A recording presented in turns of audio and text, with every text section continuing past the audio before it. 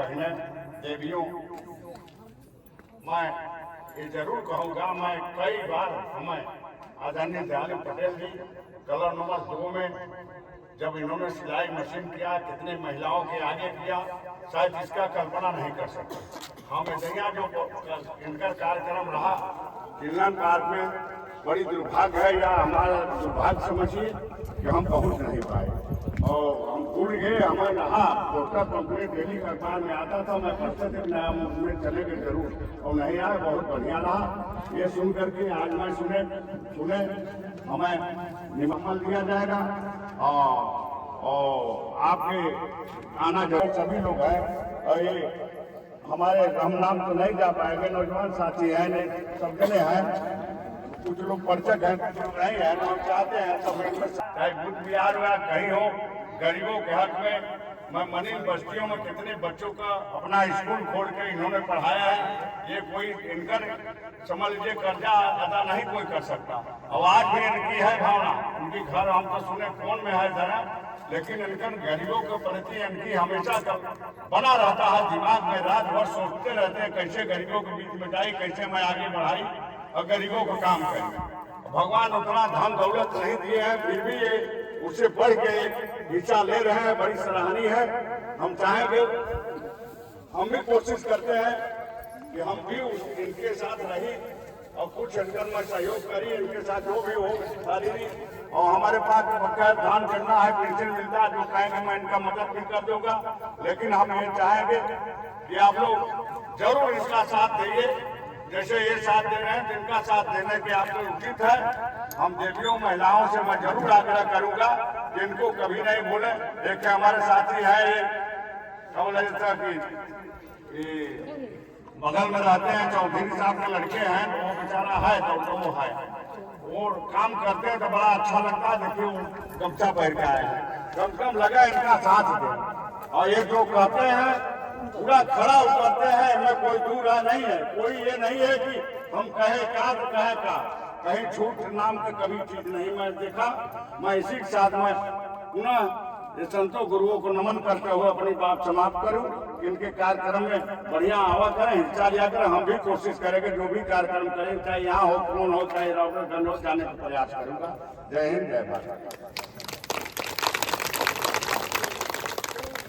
बहुत बहुत धन्यवाद चाचा जी। हम लोग सुन रहे थे माननीय लाल चंद कामरेड चाचा जी। उम्र 75 साल हो चुकी है और जज्बा और जुनून बहुत है। मुझे बड़ा अच्छा लगता है, किसी के पास पैसा है तो उस पैसे से समाज का भला कितना हो रहा है यह मायने रखता है।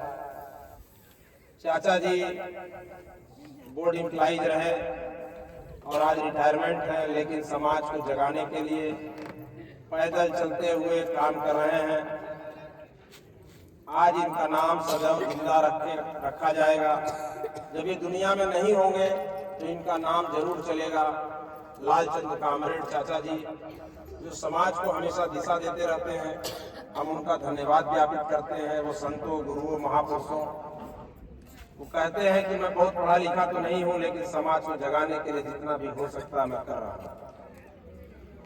तो हम चाहेंगे कि हमारे बीच में देखिए बउआ भी आ गए हैं, अब पौआ लगा के। छोटा आदमी जरूर है, लेकिन अपने नेताजी के दिमाग का इस्तेमाल करके आगे का काम बढ़ाते हैं। छोटा कद से है, मेरे पहले से है, लेकिन नेताजी के नाम से जो है कि जो काम होने वाला नहीं रहता वो काम हो जाता है। क्योंकि बड़े बड़े अधिकारी का काम जो है कि रुक जाता है। गरीबों लोग के लिए जो रोक देते हैं, पैसा कौड़ी दो, ये दो, वो दो, काम रुक रहा है। तो नेताजी से हम कहते हैं तो काम हो जाता है, ऐसा बात नहीं है। किसी को भी काम रुके तो कोई दिक्कत परेशानी हो, कुछ भी हमसे आप आगे करिए।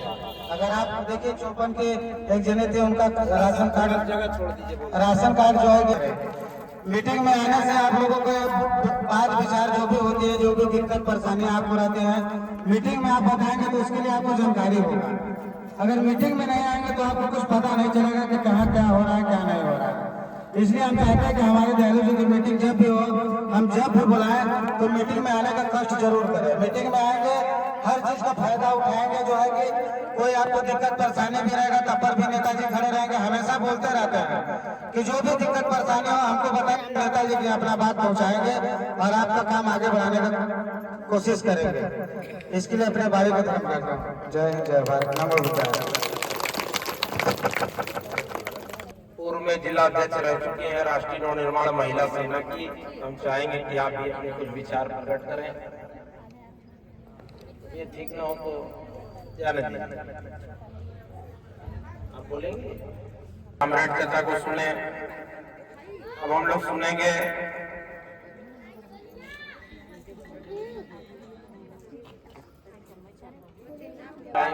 कि आप आए, देखिए प्रणाम कर रहे हैं, दुआ सलाम कर रहे हैं।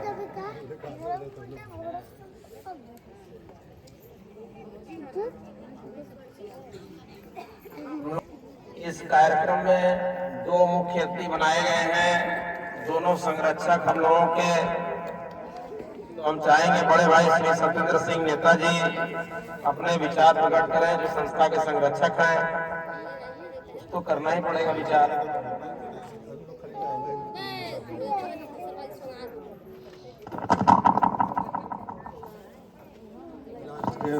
महापुरुषों को नमन करते हैं। राष्ट्रीय नवनिर्माण सेना के सारे पदाधिकारी सदस्यों का मैं स्वागत करता हूं। यहाँ पे जितने अतिथि आए हैं उनका मैं बहुत बहुत आभार व्यक्त करता हूं। जो समाज में आनंद पटेल दयालु जी के द्वारा जो समरसता, जो सद्भावना, जो विकास का प्रयास किया जा रहा है, इनके लिए मैं साधुवाद देता हूं और इनके कदम से कदम मिला के चलने का मैं आश्वासन भी देता हूं। जहां भी जरूरत पड़ेगी हम लोग साथ हैं।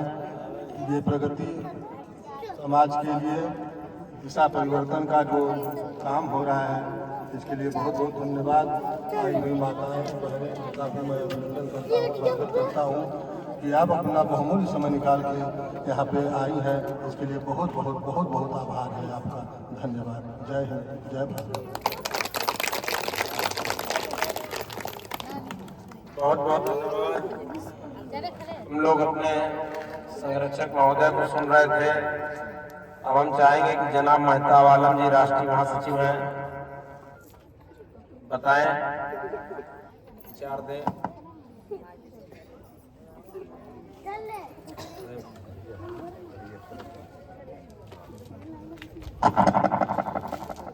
हम सबसे पहले धन्यवाद देना चाहेंगे हमारी संस्था के जो राष्ट्रीय अध्यक्ष हैं बड़े भाई आनंद पटेल दयालु जी का, जिन्होंने बोलने का मौका दिया और यहाँ उपस्थित आज के इस कार्यक्रम के मुख्य अतिथि और हमारी संस्था के संरक्षक बड़े भैया शशिकांत कुशवाहा जी, बड़े भैया सत्येंद्र सिंह नेताजी और यहाँ जो भी हमारी संस्था के पदाधिकारी हैं, आप सभी मंचासीनों का स्वागत, अभिनंदन एवं वंदन है।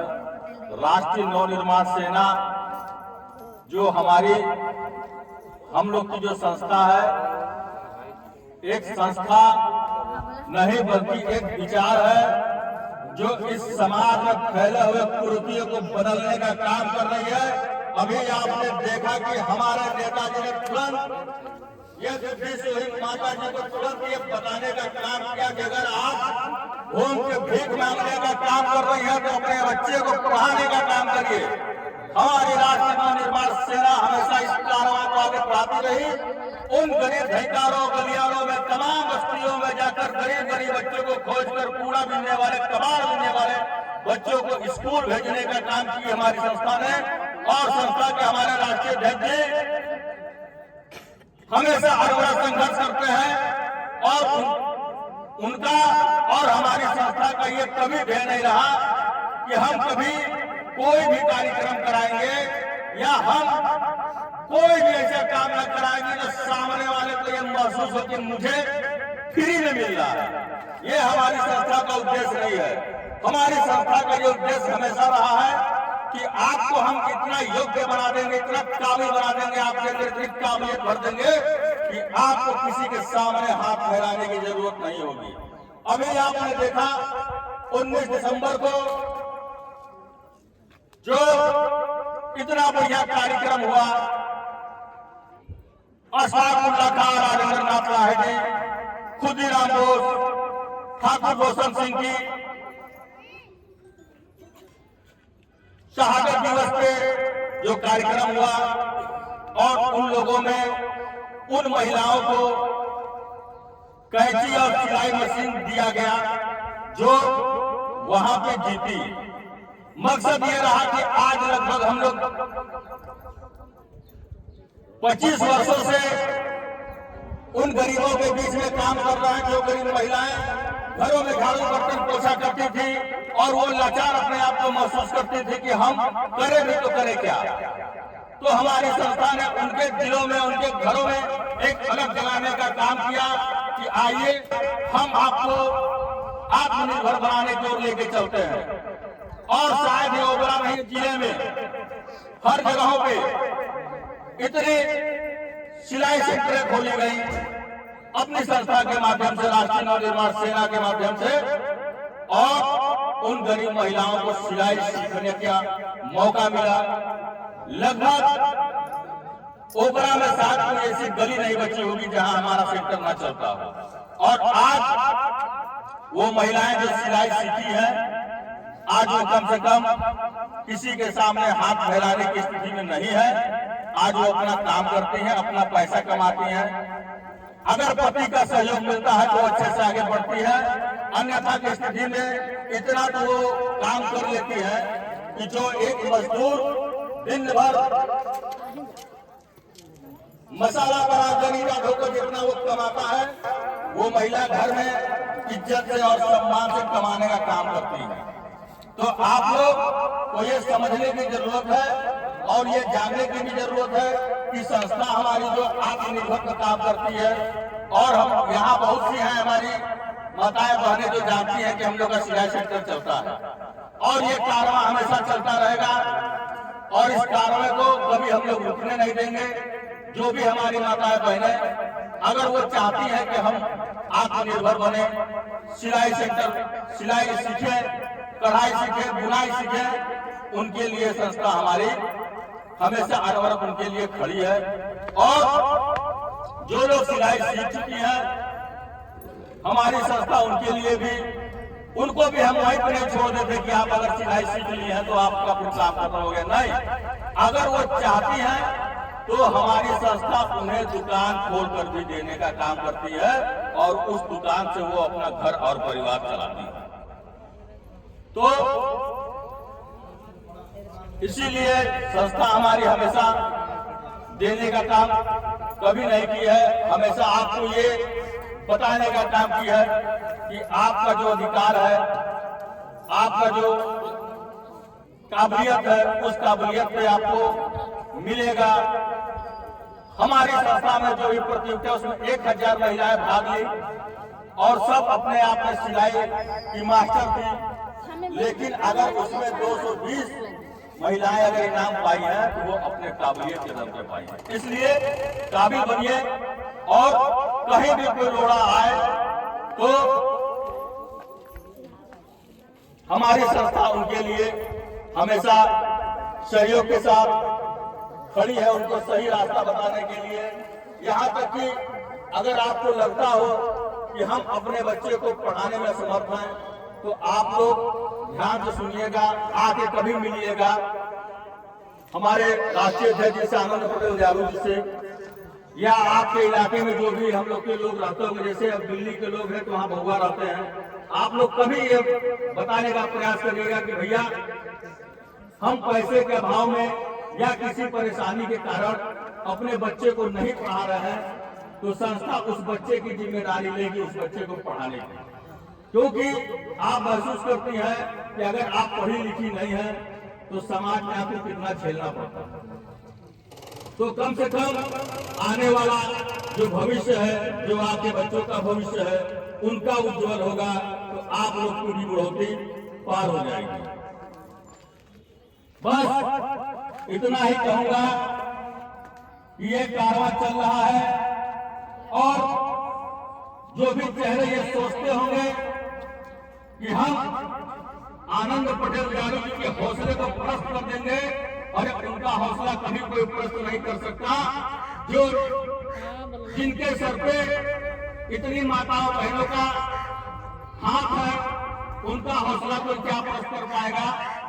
तो मैं इतना ही कहूंगा कि चलता चल मंजिल मिलेगी, दूर है तो क्या हुआ, वो अंधेरे क्या करेंगे, तू है दीप जलता हुआ। जय हिंद, जय भारत।